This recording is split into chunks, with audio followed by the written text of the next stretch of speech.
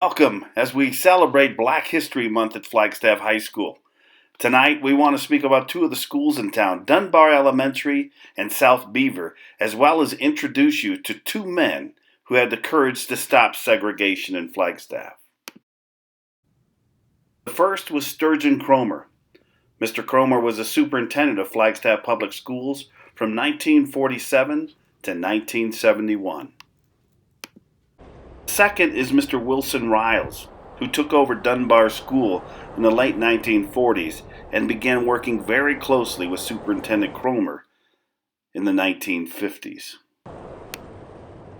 It's important to remember that in 1902 up until 1952, which is a very important date, it'll come up later, so 1902 to 1952, Flagstaff Unified School District, the schools in Flagstaff were segregated.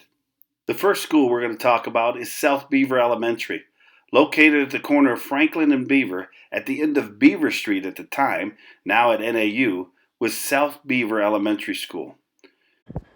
Standing in front of what used to be the original entrance to South Beaver Elementary School, you can see the Malapai Rock, and this is all from 1930s, 1935 specifically. And then a mile north of here is Dunbar Elementary. Remember, we talked about Mr. Dunbar, the first African-American poet and writer, published in the 1920s. But South Beaver Elementary School was built specifically to house Hispanic students during the segregation period, about 1902 to 1952. We'll talk about that here shortly as we introduce our next person for tonight's Black History Month.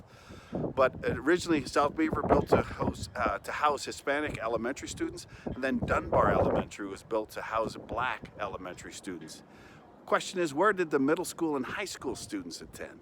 I'll get to that in a minute.